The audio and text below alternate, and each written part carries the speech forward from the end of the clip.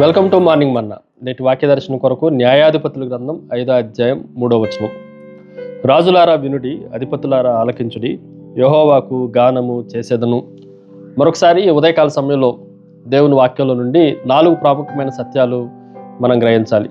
Number 1, it is ఏ సమ్మన్లు లేదా తాకీదు అని కూడా తెలుగులో చెప్పొచ్చు. దెబోరా ఎవరికి తాకీదులు పంపిస్తుంది అని అంటే, రాజులారా అధిపతులారా నేను పాడే పాటను వినండి, ఆలకించండి అని పెద్దలకి తాకీదులు పంపినట్లుగా, సమన్లు పంపినట్లుగా మనం ఆలోచన చేయొచ్చు.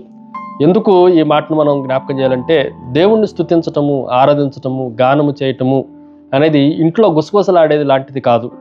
అది ప్రజలందరి ముందు, అధిపతుల ముందు, అధికారుల ముందు దేవుని గురించిన విషయాలు వెల్లడిపరిచే ఒక అద్భుతమైన దృశ్యము అన్న విషయాన్ని కూడా మనం ఆలోచన చేయాలి.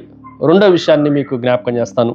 ఇట్ ఈజ్ ఏ సావర్నిటీ, సార్వభౌమాధికారము. ఈ మాటను కూడా మనం జాగ్రత్తగా ఆలోచన చేస్తే యెహోవాకు అన్న మాట కనిపిస్తూ ఉంది. రాజుల కన్నా, అధిపతుల కన్నా చాలా ఎక్కువ సర్వాధికారం కలిగిన వాడు, సర్వలోకంలో ఉన్న అధిపతులందరిపైన సర్వాధికారి అయిన దేవుని గురించిన గానము చేస్తూ ఉన్నాను అని దెబోరా మనకి జ్ఞాపకం చేస్తూ ఉంది.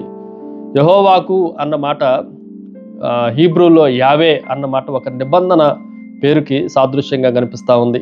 ఈయన అన్నిటికన్నా సర్వశక్తిమంతుడైన దేవునికి ఆమె కీర్తన పాడుతుంది అన్న సత్యాన్ని కూడా మనం గ్రహించాలి. మూడో విషయాన్ని మీకు జ్ఞాపకం చేస్తాను. ఇట్ ఈజ్ ఏ సాంగ్, గీతము, గానము.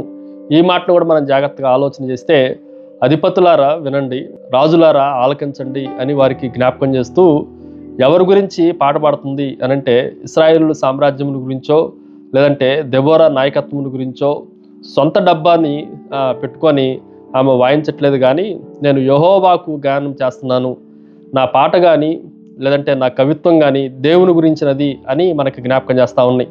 కొన్నిసార్లు ప్రసంగాలు పనిచేయలేని పరిస్థితుల్లో సంగీతము, పాటలు కొంతమందిని కదిలించగలవు అన్న విషయాన్ని కూడా మనం గ్రహించాలి.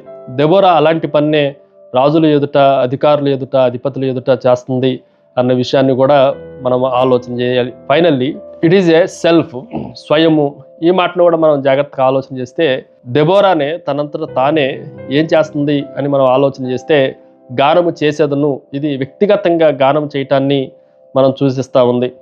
అంటే ఒక మాటలో మనం ఇలాగ చెప్పొచ్చు, రాజులు విన్నా వినకపోయినా, అధిపతులు ఆలకించినా ఆలకించకపోయినా, ఇంకా చెప్పాలి అంటే తన చుట్టూ ఉన్న కోయరు వారు ఉన్నా లేకపోయినా, తనంతట తాను స్వయంగా వ్యక్తిగతంగా ఆమె గానం చేస్తున్నాను అని చెప్పినట్లుగా మనం కూడా ప్రజలు వింటున్నారా, పెద్దవాళ్ళు ఆలకిస్తున్నారా, నాకున్న జ్ఞానము ఈ గానాన్ని ఎక్కువ బ్యూటిఫై చేసిందా లేదా అన్న విషయాలన్నిటిని పక్కన పెట్టి, వ్యక్తిగతంగా మనము దేవుణ్ణి ఆరాధించే వారంగా, స్తుతిగానం చేసే వారంగా ఉన్నామా లేమా అన్నది ఎప్పటికప్పుడు పరీక్షించుకునే వారంగా దెబోరా లాగా మనం ఉండాలి.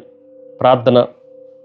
సకలాశీర్వాదములకు కారణభూతులకు తండ్రి, మరొకసారి మీరే ఏకైక దేవుడు అని, మిమ్మునికి మించిన వాడు ఎవడూ లేడని అధిపతులు, రాజులు తెలుసుకున్నట్లుగా మా పాటల ద్వారాను, మా ఆరాధన ద్వారాను, మా ప్రసంగాల ద్వారాను, మా పాండిత్యం ద్వారాను మేము తెలియజేసే ఆ గొప్ప ధైర్యాన్ని, స్థైర్యాన్ని మీరు మాకు అనుగ్రహించి, ఆ కవిత్వాన్ని, పాటలు పాడే ఆ దృశ్యాన్ని, ఆ వరములన్నింటినీ మాకు అనుగ్రహించి మహిమ పొందమని యేసు నామమున అడిగి వేడుకొంచున్నాం తండ్రి. ఆమెన్. God bless you.